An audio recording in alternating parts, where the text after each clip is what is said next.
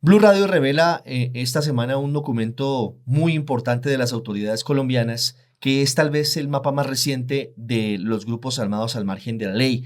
Habla sobre las disidencias que divide entre las disidencias de Iván Márquez, la segunda Marquetalia, el grupo encabezado por alias Iván Mordisco, que a pesar de las muchas dificultades al final logró llegar a un acuerdo con el gobierno y en principio en una semana comenzaría un cese bilateral del fuego y empezaría la mesa de negociación, pero también habla sobre el ELN, habla sobre el Clan del Golfo Sí, señor. y sobre todo habla de las zonas de combate, las alianzas incluso entre grupos criminales en algunas zonas del país para combatir a otros por las rutas del narcotráfico y por negocios como el de la minería ilegal. Sí, señor Ricardo, pues en medio de, como usted lo decía, de esos avances de la paz total que va teniendo el gobierno Petro, pues conocemos este informe de inteligencia en donde se conocen que en total en estos momentos esas tres organizaciones criminales, las dos facciones de las disidencias de las FARC, el ELN y el Clan del Golfo, tienen por lo menos unos 16.000 integrantes en todo el país. Las disidencias de Iván Márquez operando, delinquiendo en 3 estados de Venezuela, un fortalecimiento criminal del brazo armado bien importante y la presencia, la expansión de estos grupos que no se ha detenido en medio de estas negociaciones. María Victoria Llorente es la directora de la Fundación Ideas para la Paz, es una de las personas que conoce a mayor profundidad el conflicto armado en el país, que ha formulado una serie de recomendaciones y ha analizado desde hace bastante tiempo todo lo que gira en torno al conflicto en nuestro país. Está con nosotros para hablar sobre este informe que está en manos de las autoridades colombianas. Hola María Victoria, gracias por estar con nosotros aquí en Blue Radio.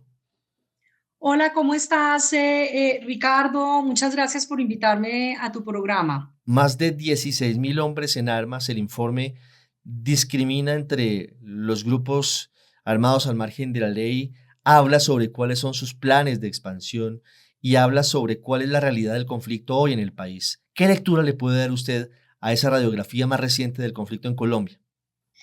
Bueno, yo creo que lo que ha venido sucediendo es que se ha ido afianzando un proceso que venimos viendo desde la desmovilización de las FARC en el 2017 y es un proceso paulatino de expansión de los grupos, de grupos armados irregulares, particularmente una expansión muy importante inicial del ELN en algunas zonas y luego una expansión digamos, que ha sido progresiva de los grupos de disidencias en estos dos proyectos de coordinación, el que se conoce como Estado Mayor Central y el de la Segunda Marquetalia, encabezado por Iván Márquez. Entonces, eso y por el otro lado, una consolidación muy importante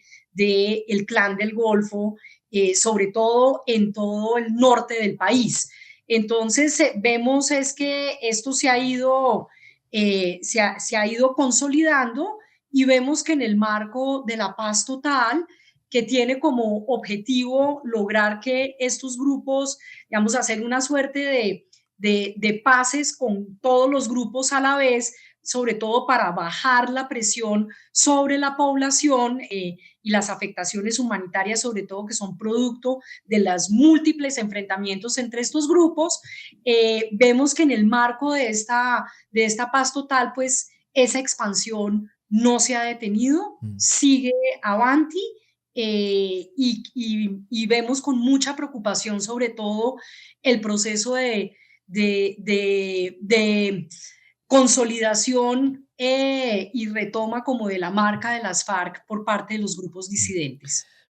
María Victoria, hoy estamos en teoría en un cese del fuego bilateral entre el ejército colombiano y el ELN y debe comenzar en una semana de manera formal el cese del fuego entre el ejército, las fuerzas militares de Colombia y las disidencias de alias Iván Mordisco. Sin embargo, en ese mismo informe al que ha tenido acceso Blue Radio y que revelamos hoy aquí con Damián Landines, encontramos unas zonas de disputa muy fuertes en las que incluso hay alianzas entre esos grupos contra otros, disputándose las rutas del narcotráfico, peleando por lo que significa el negocio de la minería criminal.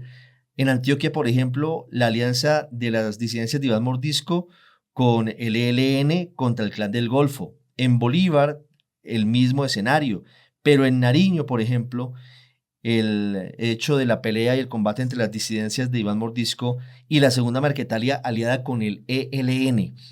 ¿Qué tan efectivos podrían ser los ceses bilaterales si entre esos grupos hay combates y en la mitad está la población civil? Sí, realmente es como la pregunta del millón en este momento, porque en realidad lo que nosotros estamos viendo y lo hemos reportado clarísimamente es que en el último año, esto ya era una tendencia que venía de atrás, pero es que en el último año sí se disparó la tendencia de las disputas entre los grupos. Creció en un 64%.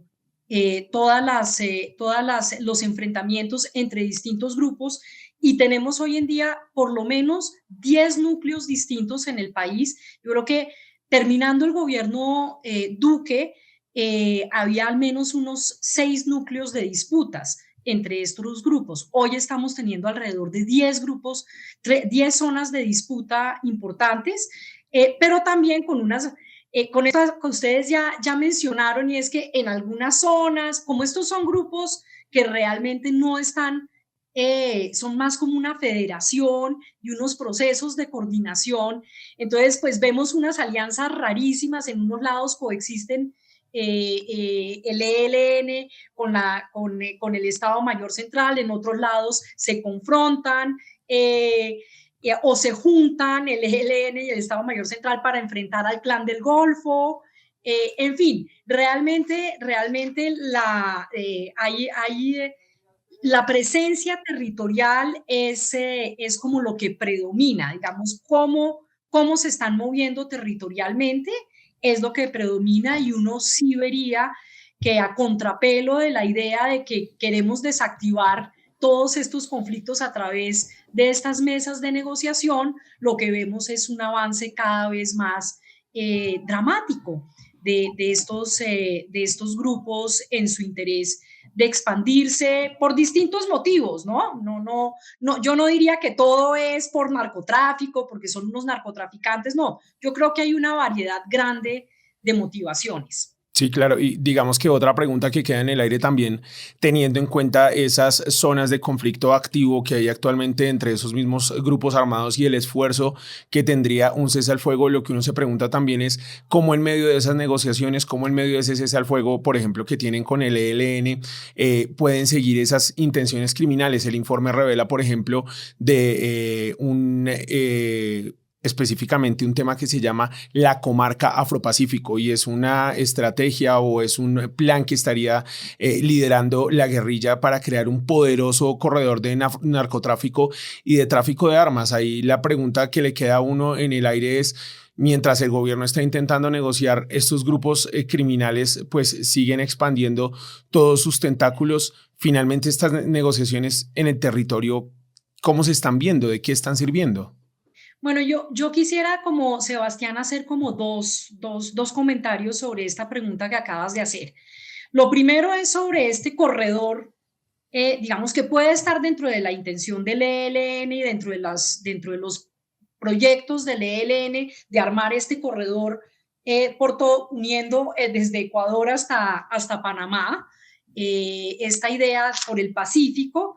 Sin embargo, hay que tener presente que realmente pues en unas de las zonas donde le ha sido muy difícil al ELN lograr consolidar territorio es precisamente en el Pacífico, ¿sí? Digamos, perdió prácticamente ya la disputa con el Clan del Golfo en el Chocó. Todavía tiene una zona de disputa como hacia el sur del Chocó, pero luego de ahí en adelante para abajo, digamos, las zonas que el ELN tiene consolidadas realmente son muy pocas, muy pocas, y realmente es un territorio muy fragmentado de ahí para abajo, donde hay disputas con muchos grupos. Entonces, yo creo que eso puede ser una aspiración, pero me parece que estamos un poquito lejos de lograr como todo ese corredor, pero bueno, puede seguir siendo un propósito. Esa es como la primera parte que quería comentar. La segunda parte me preguntas un poco de cómo se ve esto en territorio. o en algunos territorios. Y pues digamos, en el trabajo nosotros estamos en muchas zonas del país trabajando, haciendo entrevistas con distintos líderes y demás en muchas de estas zonas. Y hay un elemento común que hemos encontrado recientemente y que es dramático, y es que en realidad está como creciendo la sensación en algunas zonas de que lo que está fallando en estos diálogos es que al final el gobierno está dándole demasiado protagonismo a los armados y, digamos, la gente en las zonas se está quedando como en el aire, ¿no? La gente en muchas zonas de estas son claros y categóricos. La gente quiere paz, paz, paz, paz. Quieren que los dejen en paz. Quieren que los grupos los dejen en paz.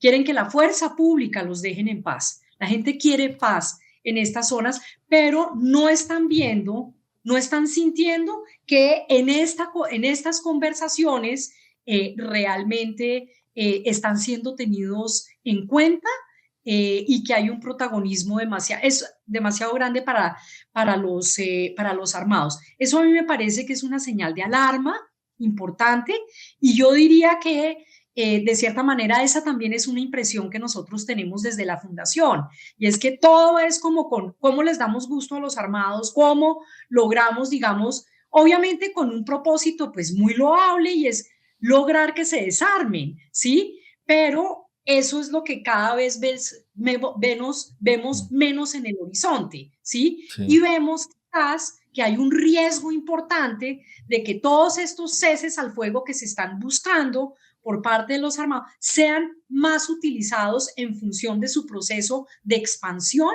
que en función de un proceso real de dejar las armas hacia adelante y transformarse en organizaciones civiles, que están, pues digamos, que apoyan ciertas propuestas de cambio territorial que son absolutamente necesarias. Sí, María Victoria, para concluir esta charla yo quisiera preguntarle precisamente por esto último que usted menciona, y es la sensación de permisividad del gobierno con los grupos ilegales. Estuvo a punto de fracasar la instalación de la mesa entre el gobierno y las disidencias de Iván Mordisco en Tibú. De hecho, no se formalizó sino hasta dentro de una semana va a empezar a regir el cese del fuego y también lo que significa la mesa de negociaciones. Y hubo momentos muy tensos y hubo mensajes muy duros, y al final el gobierno terminó cediendo, a pesar de que el presidente se había comprometido a que no iba a suspender las operaciones militares en el Cañón del Micay, en el departamento del Cauca, que es el sitio que hoy están en disputa con los integrantes de las disidencias porque es un corredor fundamental, estratégico para el negocio ilegal del narcotráfico y para otro tipo de actividades ilegales. El hecho de que el gobierno haya dado su brazo a torcer, ¿cómo se puede interpretar en este momento? Pues, a ver, yo voy a hacer una anotación ahí, es que, pues, quien hizo la declaración fue el comisionado de paz. Entonces, pues, mi pregunta es, o sea, porque ya hemos visto que a veces no hay como suficiente cohesión al interior del gobierno entre los anuncios del comisionado y sobre todo la política y la estrategia que en materia de seguridad se lidera desde el Ministerio de Defensa. Uno ahí ve que, pues, no sé, daría la impresión hacia afuera que no hay mucha comunicación. Entonces, pues no, faltará ver ya, pues, además de todo, una semana más. No sé, no es la primera vez que aplazan esto, no es la primera vez. Esto se ha venido aplazando. Yo creo que se hizo el evento de este fin de semana porque es que ya habían hecho una convocatoria a las comunidades, un montón de gente, estaban convocadas como 5,000 personas, ¿sí? No sé si vieron los videos de algunos líderes sociales diciéndole al comisionado, usted de aquí no se va Claro, a claro, firmen, claro. Fue muy y es tenso, porque fue muy las tensa la comunidades situación.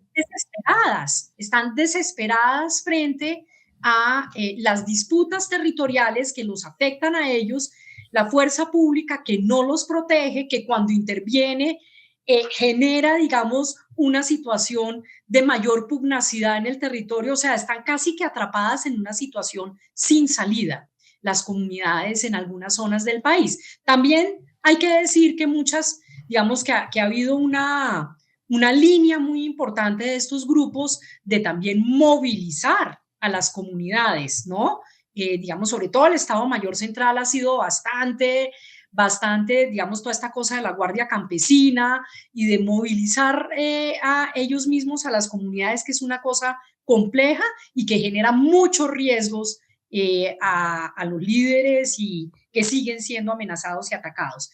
Entonces yo creo que ahí pues hay una gran incógnita. Yo creo que nosotros realmente en la fundación tenemos una polla de si esto va a sonar, qué pena, que suene un poco, pues que esté uno ahí como eh, eh, haciendo juegos de azar con esta mesa de negociación, pero realmente vemos con muchas dudas qué va a poder salir de ahí verdaderamente. No es claro qué va a poder salir de ahí.